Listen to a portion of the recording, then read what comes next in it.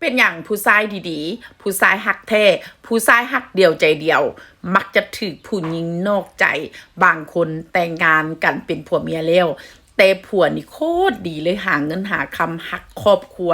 ซื่อสัตย์ต่อเมียต่อลูกแต่สุดท้ายเมียก็ยังไปนอกใจผู้ชายมันเกิดจากหยังสิบอกเลยว่าผู้หญิงเด้อบางคนเด้อเขามักผู้ชายที่มีรสชาติเพราะอย่างเพราะว่าผู้ชายที่ดีเด้อผู้ชายที่ดีมันจะเปรียบเสมือนน้ำดื่มบริสุทธิ์คือน้ำที่บ่มีรสชาติกินแล้วเฮ็ดให้ห่างกายนี่นะมันปกติ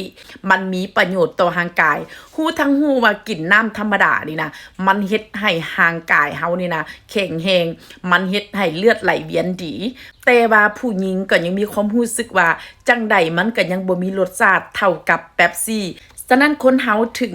มักจะกินเป๊ปซี่ทั้งที่ฮู้ว่าเป๊ปซี่นี่นะมันบ่ได้ดีหยังมันบ่ได้ดีต่อสุขภาพมันเฮ็ดให้เกิดโรคเบาหวานมันเฮ็ดให้เกิดโรคกระดูกผุมันเฮ็ดให้เจ็บประดงคอแต่คนเฮาก็ยังเลือกกินเป๊ปซี่ย้อนหยังย้อนว่ามันมีความซ่ามันมีรสชาติเวลากินแล้วมันสดชื่นฉะนั้นผู้หญิงก็เลยมักจะเลือกกินเป๊ปซี่ถึงจะฮู้ว่า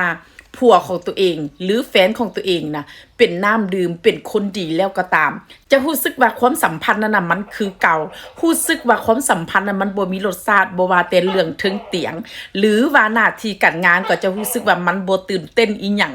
และรวมไปถึงเรื่องของอนาคตเรื่องเป้าหมายในอนาคตก็จะส่งผลเฮ็ดให้ผู้หญิงเห็นได้ว่าผู้ชายที่ว่าดีๆนี่นะไปบ่ได้ไกลเท่ากับผู้ชายที่บ่ดีเพราะผู้ชายที่บ่ดีมักจะสร้างเรื่องสร้างละครมาตัวมาต้มเฮ็ดให้ผู้หญิงจินตนาการตามว่าตัวเองนี่จะมีธุรกิจแบบนี้แบบนั้นจะตั้งเป้าหมายจะเฮ็ดเฮือนแบบนี้จะมีบริษัทอันนี้อันนั้นเฮ็ดให้ผู้หญิงนี่นะปลื้มในความฝันของตัวเองแล้วจะส่งผลให้ผู้หญิงเห็นมาผู้ชายที่มันบ่ดีนี่นะ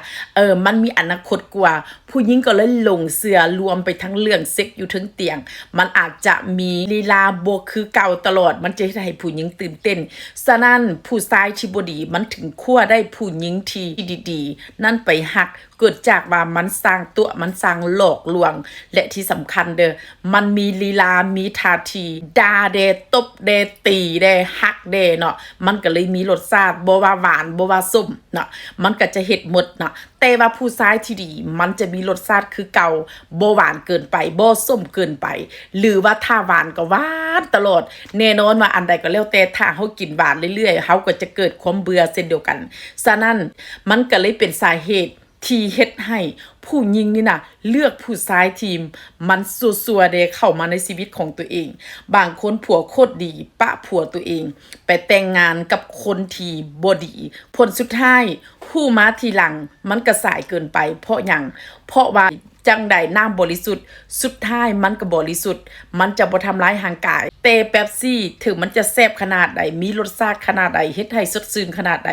สุดท้ายมันก็ทำร้ายร่างกายเฮ็ดให้เกิดโรคเบาหวานโรคกระดูกผุเป็นประดุงคออยู่ดีฉะนั้นขึ้นกับว่าผู้หญิงเฮานี่นะเฮาจะเลือกกินเป๊ปซี่หรือจะกินน้ำธรรมดาผลสุดท้ายคนเฮาจะเก่งขนาดใดสุดท้ายก็ได้มาเลือกแนวสิ่งที่ดีที่สุดให้กับตัวเองบ่มีผู้ใดดอกจะเลือก